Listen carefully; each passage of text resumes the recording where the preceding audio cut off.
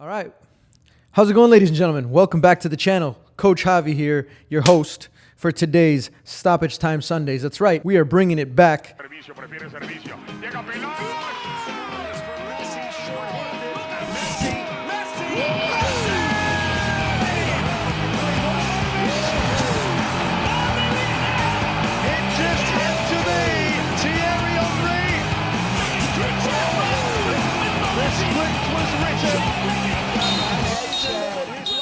We are bringing it back to the old school days where Coach Javi used to put out a video every Sunday. I mean, I only did a few of them, but still, they're called Stoppage Time Sundays. Just take a few minutes to talk about some sort of a topic, and obviously you guys can choose what topic I talk about, so make sure for the next video you guys comment that down below in the comment section. Today's video, we're going to talk about your weak foot versus your strong foot. How can you make your weak foot just as strong as your strong foot, or even stronger, or at least get to that point where you can even them both out, and you're good with your left, you're good with your right, you're good with your right, you're good with your left. So we're not going to set a time limit because we never actually end up sticking to the time limit, but we are going to pop up my little referee here at the bottom of this video just because it makes me feel like I'm in a game, like I'm in a match. So I'm not going to take too much time. We're going to get straight into it. The very first tip is Korver training variations. If you guys don't know what Korver training is, it's basically just manipulating the ball with different parts of your foot, and it can all be done in a small space. So you don't need very much space. You could do it inside the house. You could do it out in your backyard. Obviously, you could do it on the soccer field. I'm going to overlay some clips of what Korver training is, but basically use the bottom of your foot, use the outside of your foot, use the top part of your foot, use the laces, use the inside, use different parts of your foot to manipulate the ball so that you can get more comfortable on the ball with different surfaces, because oftentimes you're going to need to control it with the inside of your foot. There's also going to be times where you're going to need to bring it down with the laces, or you're going to have to use the outside of your foot on your first touch to get away from the defender. So the more comfortable we can be with different parts of our feet, the better. Obviously, when you do Korver variations, very important that you do the same thing with your right foot as you do with your left foot, same thing with your left foot as you do with your right foot. So don't only do it on one foot, but make sure you're getting reps on both feet. Even if it's harder, even if it takes you longer, even if it doesn't look as pretty on your weak foot, make sure that you're doing the reps with both feet. And that's what I like about Korver training. All you need is a tiny little space, a soccer ball, and the discipline and the patience to be able to do it with both feet. If you do that every single day, trust me, your touch is going to get a lot better. So for tip number 2, it kind of goes along with that.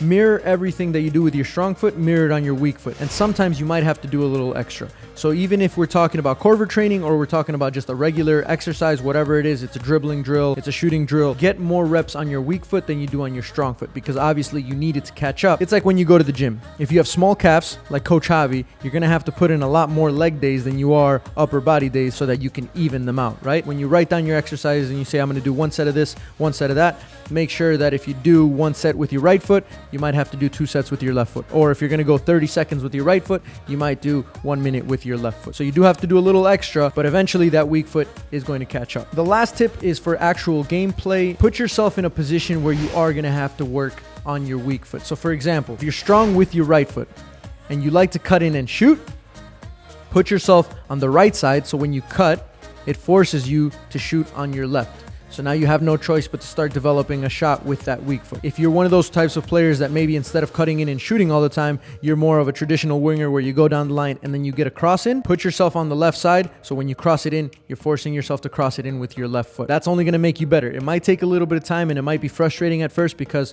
obviously your crosses or your shots aren't going to be as good as they are if you are on your strong foot, but at least you're putting yourself in a position and you're forcing yourself to shoot with that weak foot or to cross with that weak foot. So for that tip specifically, obviously this is for your development. So this is if you want to get better with your weak foot. Obviously, if you want to be successful, you have to put yourself in a position to win the game. Then you might have to put yourself in a position where you're shooting or you're crossing with your strong foot, because that's going to be the most successful for your team. But if there are those games that maybe they're friendlies, preseason matches, opportunities for you to develop and to work, and they're more of a development type of opportunity, then go with that tip. Put yourself on the weak side, put yourself on a side where you're forcing yourself to shoot with the foot that you're not so comfortable with. And lastly, this is very, very simple, but just go out and juggle a soccer ball. And you see these in the warm-ups with all the pro players. They'll just grab a soccer ball, they'll start juggling. It's the same thing as going back to the Korver training. Juggling is very, very important. Very, very simple, but very important. So lastly, I just want to leave you guys with something that resonated with me.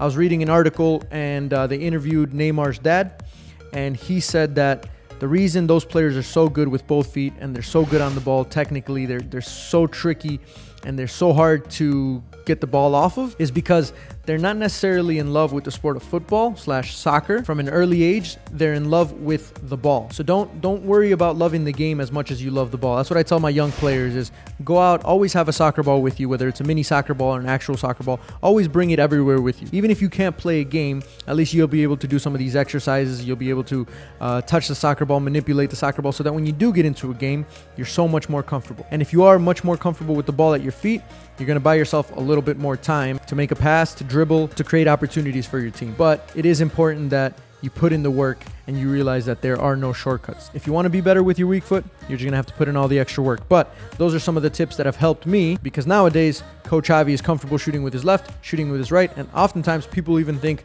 I'm a left-footed player. So I don't know if that's a compliment or an insult. Bruh. I don't know. That's it for today's video, guys. If you liked it, go ahead and hit that like button. Obviously, these are some simple tips.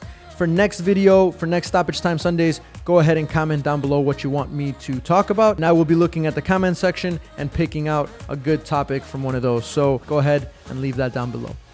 Until next time. Oh, by the way, real quick, check out this Champion Grind. Use my code Javi10, championgrind.com. Get yourself some of the freshest merch out there on the market right now from my boy, George Chomkov, championgrind.com. Not sponsored, but I am a sponsored athlete, if that makes sense. Until next time, and adios, muchachos. Dab.